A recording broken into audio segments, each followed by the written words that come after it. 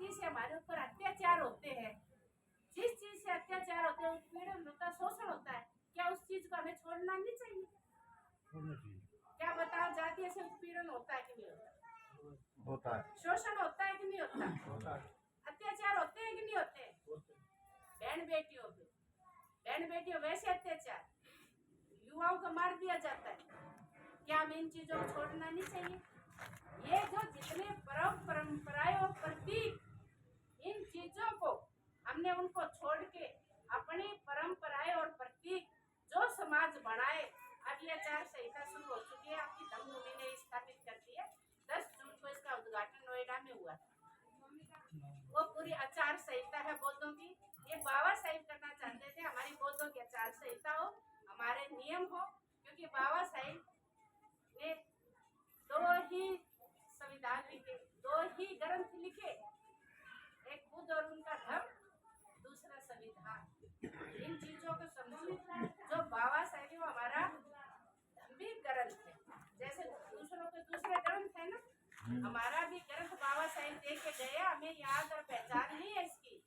हर घर में बुद्ध और उनका धम्म ग्रंथ रखो, क्योंकि जो बाबा साहिब ने धम्म लिखा है उससे हमारा जीवन चलता है।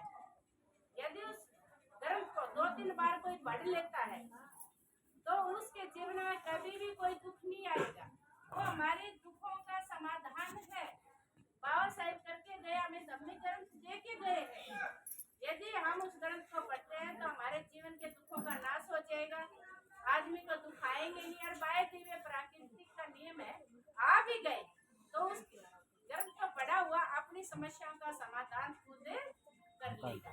इतनी समझ पैदा हो जाएगी, दुख पैदा ही नहीं हो। हमारी समझी ना समझी से दुख पैदा होते। ये है बुद्ध और उनका धम्म। कितने लोग जानते? हाथ खड़ा।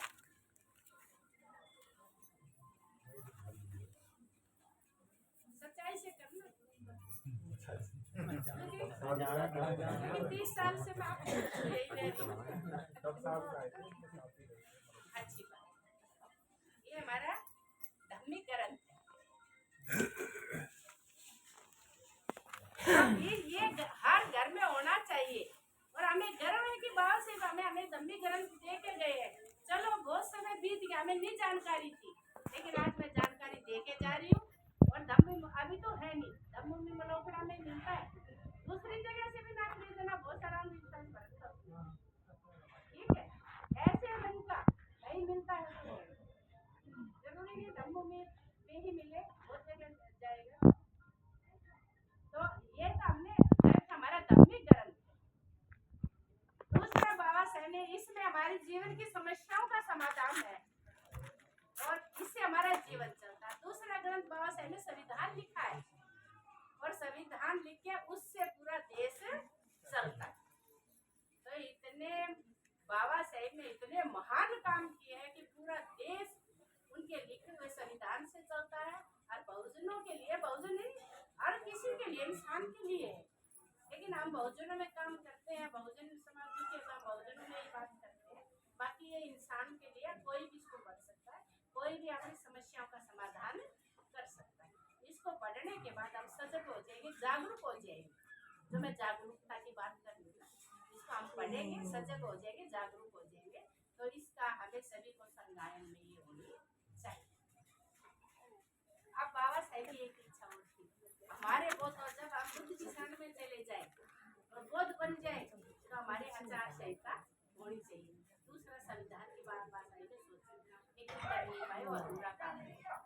लेकिन धम्मभूमि के संस्थापक बदले करुणाशील राव और उनके स्थान क्या होनी चाहिए? तो ये 3 परंपरा और प्रतीक, इसका अपने आचार संहिता बनती है, वो भी अपने घरों में रखो, पढ़ो, बार बार पढ़ो, उसकी चर्चा करो, ऐसी जगह भी चर्चा करो।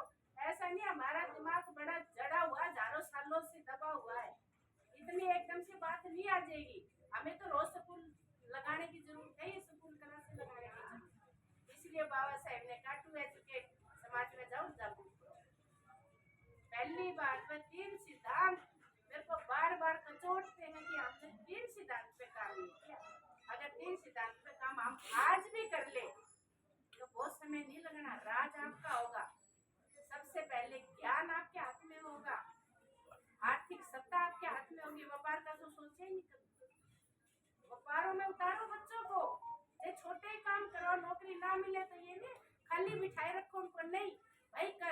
ना कुछ कर, कुछ दिन घर बैठ के सुस्ती आ जाती है, अब घर वालों को भी बुरे लगने लग जाते हैं बच्चे, हताश हो जाते हैं बच्चे। तो इसलिए हमें कारोबार में आना चाहिए। और आज आप देखते हैं जो कारोबारी है, जो व्यापारी है, पैसा उन्हीं के पास है, नौकरी वाले के पास है। ये तो रिटायर होते हैं, आके एक मकान बना ले, बच्चों की शादी कर ले, तो नहीं कर सकता, जो भी वो भी अच्छी नौकरी वाला हो। बाकी तो सारे कर्जे से ही काम करते हैं, और कर्जे के काम बहुत लिटिगेशन हो जाएगी, बहुत लंबा, समाज की बहुत पीड़ा है, बहुत ज्यादा। तो अब जो परंपराएं है ना, शादी ब्याह खर्च करने, इनसे हमें बाहर निकलना है। क्योंकि जब समझदार लोग बाहर निकलेंगे तो जो हमारे पीछे रह गया समाज, वो भी उनको उनका आचरण करेगा, उनको देख के करेगा। अब गरीब आदमी की भी नाक बहुत बड़ी है, तो उसकी तो ज्यादा ही हो जाती है। लोग क्या कहेंगे, लोग क्या कहेंगे, जिस पे पैसा बढ़ा लिया वो तो कहेगा क्यों, जो मेरे को सूट करेगा वो करूंगा मैं, वो तो दम भर लेता है। लेकिन गरीब आदमी दिमाग से भी दबा हुआ होता है, अपने आप दाब लेता है। तो इसलिए जो जागरूक है, समझदार है, वो इन चीजों के अगुआ बने, आगे चले।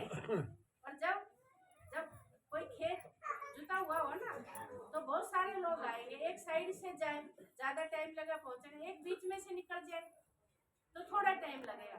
लेकिन बहुत सारे लोग उस जुते हुए खेत के पास से जाते हैं, लेकिन वो उसके बीच में से नहीं जाते, साइड से ही जाते, समय ज्यादा लगता है। लेकिन कोई हिम्मत करके जल्दी में वो निकल जाता खेत में से, देखता कोई देख निकल गया, एक बार पैर बनने के बाद तो अगला आएगा, अरे गया तो है। थोड़ा चलते चलते रास्ते बन जाते हैं। तो इसीलिए जो समझदार लोग हैं उनको अगवा बनना पड़ेगा, उनको रास्ते बनाने पड़ेंगे। और जो समाज हमारा भोला भाड़ा है, गरीब है, जो पीछे रह गया, मजबूर और मजदूर है, उस पगडंडी पे बाद में चलेगा, पहले तो दमदारी ही चलेगा। इस बात को समझे, हमने अपनी व्यवस्था जो बनाई गई है उस पे चलना, उसको फॉलो करना, उसको मानना है। बिल्कुल दिमाग से निकाल दो मैं साधारण शादी कर रहा हूँ तो लोग क्या कहेंगे, देने कोई नहीं आएगा, कहने ही कहने आएंगे। कोई कुछ भी बना लो आप, पैसा आपका ही लगेगा, कर्जदार आप ही बनेंगे। दुनिया को दिखाने के लिए भरना भी आपको ही पड़ेगा, चाहे मजदूरी में भरे, चाहे नौकरी से भरे, चाहे कैसे भी भरे, जिसका लिया उसका देना पड़ता है। तो ये हमने 3 सिद्धांत मैंने बाबा साहिब के बताए हैं। हमने जाति वीर समाज की स्थापना करनी है, जागरूक होना है, समाज में जाना है, जागरूक करना है, संगठित रहना विचारधारा के साथ, जाति वीर समाज की स्थापना करके हमने अपना राज स्थापित करना है। राज में कह के जा रही हूँ, बुरा ही लग जाए, जब तक हम हम भी नहीं आएंगे तो राज में नहीं आ सकता। क्यों नहीं आ सकता? एक टाइटल ही नहीं है हमारा, सभी के अपने अपने विचार हैं। इसलिए बाबा साहेब ने हमें रास्ता दिया, सारे बुद्ध की शरण में आ जाओ,